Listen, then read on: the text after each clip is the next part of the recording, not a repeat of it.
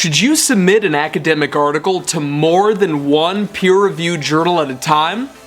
Stick around today and find out on Navigating Academia.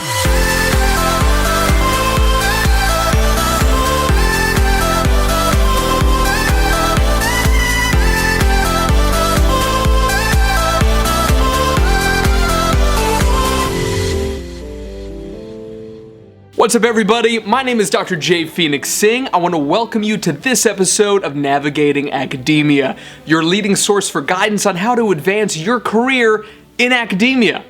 As always, I appreciate the love, so please do like and share this video, subscribe to our channel, hit that bell, and comment below. If you want to follow us on social media, you can do so via these accounts. So, today we're going to be discussing whether you should submit an academic article to more than one peer-reviewed journal at a time. This will be the shortest video of this entire series. No, you should not take the same article and submit it to several different peer-reviewed journals at the same time. And even though I'm limiting that statement to peer-reviewed journals, I also mean don't take the identical piece and submit it to a journal, submit it to a book editor for a book chapter, submit it as a newsletter article to a newsletter, don't post it as a blog at the same time. Just because you're the author of something and you ask to get it published in a specific place does not mean that you can publish the same thing in multiple different outlets as well. In some cases, if you have a book chapter and you want to publish the book chapter as a journal article, you can ask for permission from the book publisher or vice versa. Same thing with a newsletter. I personally have never been in that situation, but I'm assuming you can do that.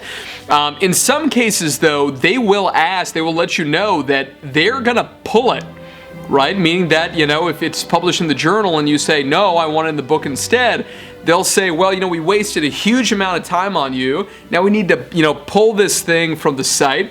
It's going to limit, because remember, these journals, they're most of the time, they're selling these articles. And if that's the case, they're going to be losing money on you, and they put a lot of effort into the peer review process to be able to make sure that your piece gets in there. Same thing when it comes to book publishers. Book publishers can get a little frustrated that, hey, you submitted a really good chapter. It's a reason why people would buy the book.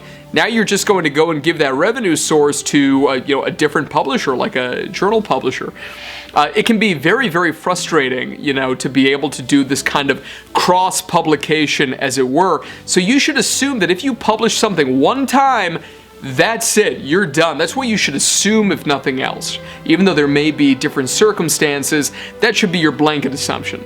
But there's really three reasons why, if we're just going to stick with journal articles for a moment, that you should not take the exact same article and submit it to multiple journals for peer review consideration at the same time.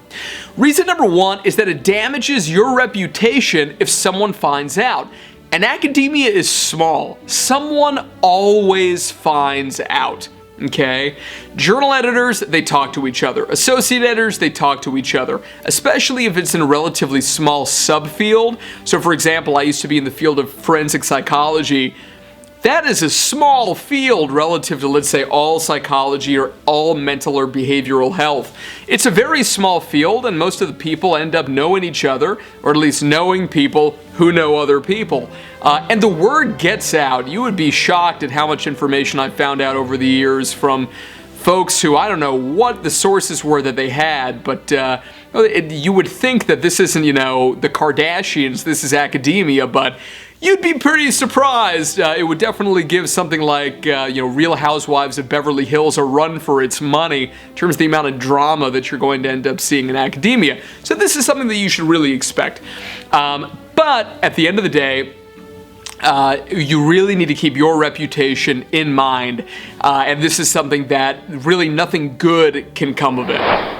Reason number two is that you just wasted the time of the peer reviewers for potentially all of those journals if none of them ends up accepting your piece, right? And even if one does end up accepting your piece, you've wasted the time of the peer reviewers for the rest of them. And even though it's not great practice for associate editors or editors to let the peer reviewers know what you did in terms of you pulling that article, the likelihood is that it'll get out somehow, right? And if it does get out, these same peer reviewers who are going to be experts in your specific niche, or they wouldn't have been chosen to be peer reviewers, they're not going to think very highly of you. And those same people are the ones who most likely are going to be selected as peer reviews for at least some of your future submissions. And be it for that journal, or usually peer reviewers, I mean, I'm an ad hoc reviewer for over 50 different journals. You know, you can trust that if you encounter me on one journal, you know, when it comes to corrections or forensic mental health, you know, these areas, you're going to encounter me on my topic in a different journal as well. And trust me, it is not a great thing if I know that you've done, you know, something like this. Because again, even though you don't mean to be, you try to be as objective as possible as a peer reviewer. Obviously, that's the job, and that is, you know, your ethical obligation. But you also have to keep in mind that human beings are human beings, and all of us have these different, you know, cognitive biases. And even if we don't mean to, the likelihood is that we're going to be slightly more negative towards the piece, and that's just human behavior. So that's reason number 2. And finally, reason number 3 is that pulling out means that you're less likely to be able to get pieces published in that journal where you end up pulling something out from. So let's say you submit to 3 journals, one of them with an impact factor of 10, one with an impact factor of 7, and one with an impact factor of 4. Impact factor of 4 is still really good. So what happens is that if you end up saying, you know what, I want to get published in the one that's a 10, it's the best journal. Congratulations on getting the piece published. You know, that's certainly commendable, but at the same time, you kind of screwed yourself for the other 2 journals, especially because, you know, the readership of these journals, especially in niche fields, is very similar. So obviously that journal editor and the associate editor, even if you say something like, well, you know, after all the consideration, all the time you put in, we just decided that it's not a good fit, which is not a good excuse. And then all of a sudden, like a few months later, they see the piece published. They know the score, okay? They know the game. They know what you did. And that is not good, again, for your reputation. And it's not good because that editor may, the next time that you submit something, you know, they're going to be really wary. And they may be, again, just human bias, even though they're trying to be objective, think to themselves, this person has a lot of work, you know, and there's a lot of risk in even putting their pieces through for peer review. Maybe we just won't accept it. And then that next time, when you submit to those 3 different journals with the impact factors, right, the 10, where you got accepted last time, says, you know what, this piece I'm not interested. The 7 says, forget that. The 4 says, forget that, and all of a sudden you're going for a significantly lower journal, right?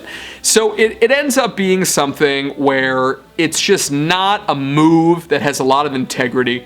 And remember, at the end of the day, you want to become known as somebody in your field who has a lot of integrity. Alright y'all, that is our brief video for today. I want to thank you so much for watching. I want to hear from you in the comments below. Have you ever submitted an article to more than one journal? And if so, what was your experience? Go ahead and share. We're all in this together, and we can all learn so much from one another. Don't forget to like and share this video with your colleagues and students, subscribe to our channel, and follow us on social media.